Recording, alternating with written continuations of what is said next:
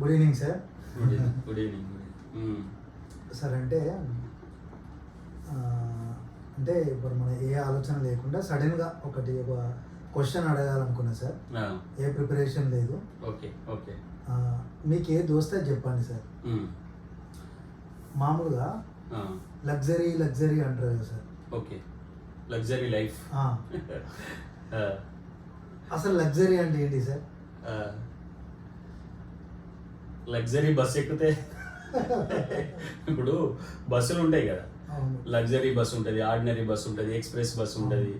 So luxury bus ఉంది, గమనించి. Luxury bus అంటే దానిలో కొద్దిగా కంఫర్ట్నెస్ ఎక్కువ ఉంటుంది, కొద్దిగా ధర ఎక్కువ ఉంటుంది, కొద్ది మంది మాత్రమే కొంత ఉన్నతమైన తరగతి వాళ్ళే అందులో కనిపిస్తారు. సో లగ్జరీ అనేది ఎప్పుడు కూడా సామాన్యమైన దానికంటే కొంత పై స్థాయి అన్నమాట. సామాన్యమైన దానికంటే పై స్థాయి అంటే ఉదాహరణకు ఇది వ్యక్తులను బట్టి మారుతుంది. ఎట్లా, ఇప్పుడు ఒక పేదవానికి సైకిల్ ఉన్నవానికి బండి ఉండడం అనేది ఒక లగ్జరీ. ఓకే, అంటే మొత్తానికి కింది స్థాయిలో. ఓకే, ఉదాహరణకు అట్లా కాకుండా ఇంకొక ఆయనకు ఆల్రెడీ బైక్ ఉన్నది, ఓకే, ఆయనకు కార్ అనేది ఒక లగ్జరీ. ఓకే, ఇట్లా వ్యక్తిని బట్టి లగ్జరీ మారుతుంది. అట్లనే ఇంకోటి లగ్జరీకి మనం ఏం చెప్పచ్చు, ధరను బట్టి కూడా లగ్జరీ అనొచ్చు. ఎట్లా, ఇప్పుడు ఉదాహరణకు ఒకే పనికి వచ్చేటువంటి వస్తువులు 4 ఉంటాయి. లగ్జరీ సోప్ అని ఉంటుంది, గమనించి. అలా మామూలు ధర కంటే ఎక్కువ ఉంటే అన్నిటికన్నా ఉన్నతమైంది, ఆ రేంజ్ లో అన్నిటికంటే ఉన్నతమైంది లగ్జరీ కదా. ఇప్పుడు 20 రూపాయలకు సబ్బు ఉంటుంది, 50 రూపాయలకు సబ్బు ఉంటుంది, 100 రూపాయల సబ్బు కూడా ఉంటుంది. సో ఏదైతే ఉన్నతంగా ఎక్కువ ధర ఉన్నదో అది ఆటోమేటిక్గా లగ్జరీ అనిపిస్తుంది. అంటే మీరు ఓవరాల్గా సార్ అంటే ఏదైతే వస్తువులు ఉన్నాయో ఆ వస్తువులలో ఎక్కువ ధర కలిగి ఉండేటివి లగ్జరీ అని అంటున్నారా? ఇప్పుడు ఎక్కువ ధర ఉంటుంది, అట్లాగే అది వ్యక్తులను బట్టి లగ్జరీ అనేది డిఫైన్ అవుతుంది. అట్లనే కాలాన్ని బట్టి కూడా లగ్జరీ అనేది మారుతుంది. ఎట్లా అంటే ఉదాహరణకు ఒకప్పుడు గంజి తాగే టైంలో గడక తినడమే గొప్ప. ఆ గడక తినే టైంలో బియ్యం అన్నం తిన్న వాళ్ళు ఉన్నారు అనుకో, వాళ్ళు లగ్జరీ జీవితాన్ని గడిపినట్టే లెక్క. అప్పుడు వైట్ రైస్ దొరకడం అనేది లగ్జరీ. ఇప్పుడు బాస్మతి బియ్యం తిన్నారనుకో, ఇప్పుడు అది లగ్జరీ. అంటే ఏంటిది, అంటే వస్తువులను బట్టి, ధరను బట్టి, కాలాన్ని బట్టి కూడా మారుతాయి లగ్జరీ. ఒకప్పుడు ఒకటి లగ్జరీ అయింది, ఒకప్పుడు లగ్జరీ కాకపోవచ్చు కదా. కొన్ని రోజుల కింద నిజానికి ఊళ్ళల్లో బైకులు లేని కాలంలో ఊళ్ళో ఒక బైక్ ఉన్నదంటే ఆయన లగ్జరీ మ్యాన్. అంటే సరే, ఇప్పుడున్న ప్రెసెంట్ సిచ్యువేషన్లో అంటే ఒక పెద్ద ఇల్లు ఉండడము, ఒక పెద్ద కారు ఉండడము, తర్వాత పని మనుషులు ఉండడము, తర్వాత బిజినెస్లు ఉండడము, సోషల్ స్టేటస్ ఉండడము, ఇట్లాంటివన్నీ కలిపి లగ్జరీగా ఇప్పుడు డిఫైన్ అవుతుంది కదా సార్. అవును, అంటే ఇప్పుడు పోష్ బిల్డింగ్ అంటారు, పోష్ బిల్డింగ్, పోష్ కారు, అంటే పోష్ మెయింటెనెన్స్ ఉంటుంది ఒకటి, అట్లాంటి దాన్ని ఇప్పుడు లగ్జరీ అని అంటున్నాం సార్. ఇప్పుడు ఎక్కువ వస్తువులు ఉంటే ఎక్కువ సాటిస్ఫాక్షన్ ఉంటుందా, ఎక్కువ కన్ఫ్యూజన్ ఉంటుందా? ఎక్కువ వస్తువులు అంటే ఇప్పుడు ఉదాహరణకు ఎట్లయిపోయిందంటే, మనకు ఒకప్పుడు ఒకటే డ్రెస్, లేదంటే 2-3 డ్రెస్సులు, వీటికి 2-3 డ్రెస్సులు ఉండేవి. ఇప్పుడు ఒక 10 డ్రెస్సులు వచ్చినాయి అనుకో, నీకు ఏ డ్రెస్ వేసుకోవాలి అనే ఒక కన్ఫ్యూజన్ క్రియేట్ అవుతుంది. అంటే ఒకటే ఉన్నప్పుడు అంటే ఇక్కడ అంటే వస్తువు కూడా ఒకటి ఉన్నప్పుడు ఏ కన్ఫ్యూజన్ లేదు.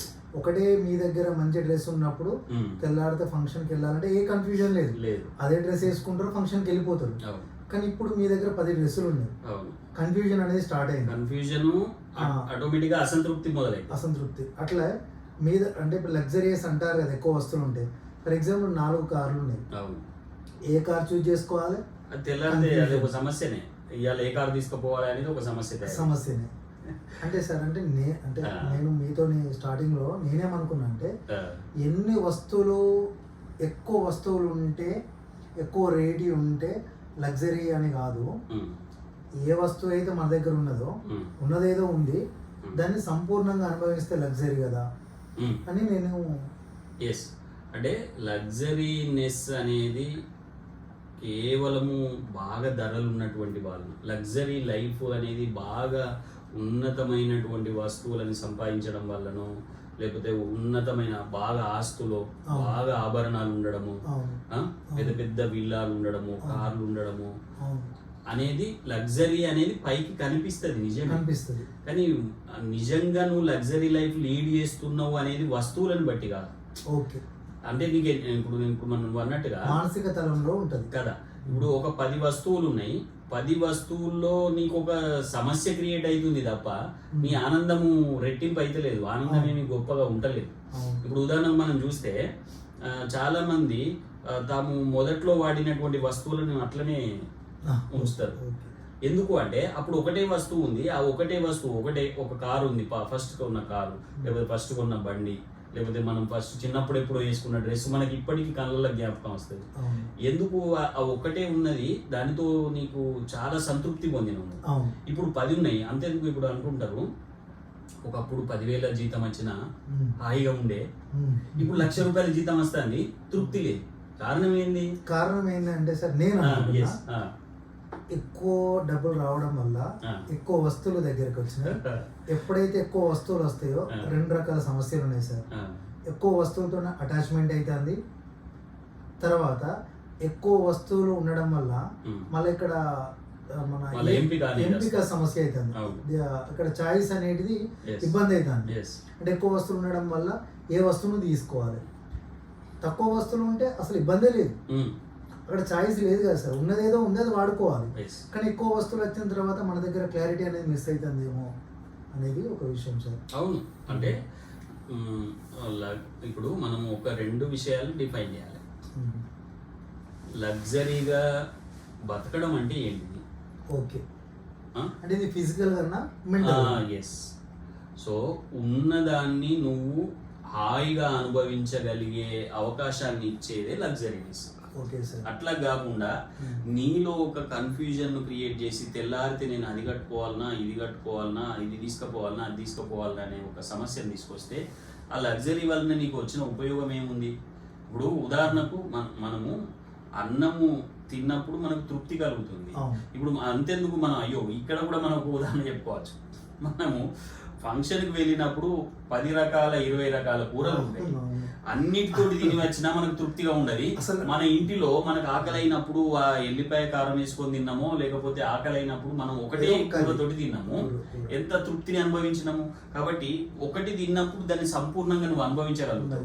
10 రకాలు ఉన్నప్పుడు నువ్వు దేన్ని సంపూర్ణంగా అక్కడ చాయిస్ అనేది సమస్య అయితే, ఎక్కువ చాయిస్ ఉండడం అనేది సమస్య అవుతుంది. ఎస్, అదొక ఎంపిక అనేది ఒక సమస్య అయితే అనుభవం కూడా ఒక సమస్య. అనుభవము నువ్వు ఒకటి ఉన్నప్పుడు నువ్వు సంపూర్ణంగా అనుభవించగలుగుతావు, నువ్వు ఒకటేసారి 10 అనుభవిస్తా అంటే నువ్వు ఎట్లా? కాబట్టి అంటే లగ్జరీ కోసము లగ్జరీ లైఫ్ అనేది కేవలం భౌతికమైన వస్తువులో చూడడం కాకుండా మనము హాయిగా ఆనందంగా బతకడానికి మన ప్రయత్నం మనం చేస్తాం. Okay sir. కానీ కేవలము అనేకమైన వస్తువుల్ని సంపాదించడంలోనే లగ్జరీ ఉంటుందని నేనైతే అనుకోను. ఓకే సార్, అంటే ఇప్పటి వరకు మీరు చెప్పిన దానివల్ల నేను గ్రహించిన 4 పాయింట్స్ అనేది చెప్తా సార్. లగ్జరీ అంటే ప్రపంచపరంగా ఎక్కువ వస్తువులు ఉండడము, ఎక్కువ అసెట్స్ ఉండడము, ఎక్కువ విలువైన వస్తువులు కలిగి ఉండడము, అట్లే ఇల్లు కావచ్చు, పెద్ద కార్లు కావచ్చు, సొసైటీలో తనకు ఉండేటువంటి రికగ్నైజేషన్ కావచ్చు, ఇవన్నీ కలిపి ఒక లగ్జరీగా ట్రీట్ అవుతుంది. కానీ అది లగ్జరీ కాదు. ఫిజికల్గా ఈ లగ్జరీ అనేది ఫిజికల్గా మాత్రమే ఉంటుంది. యాక్చువల్గా మానసిక తలంలో మన దగ్గర ఏ వస్తువులు అయితే ఉన్నాయో వాటిని ఎంత సంపూర్ణంగా వాడినాం అనే దాని మీద మాత్రమే లగ్జరీ అనేది డిపెండ్ అయి ఉంటుంది. ఉన్న వస్తువులు వాటిని సంపూర్ణంగా వాడుకుంటే అది లగ్జరీగా ఉన్నట్టే, అంతే కదా సార్.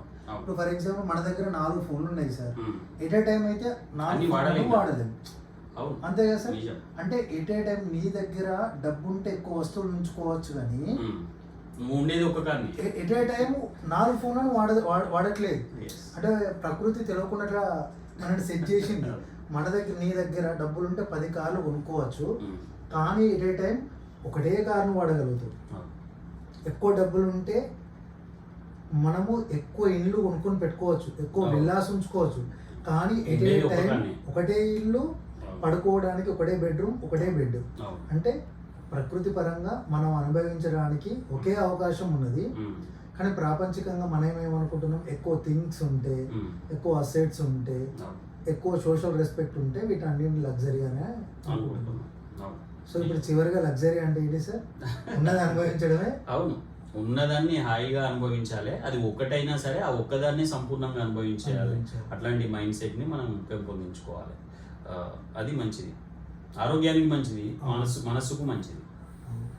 Thank you sir.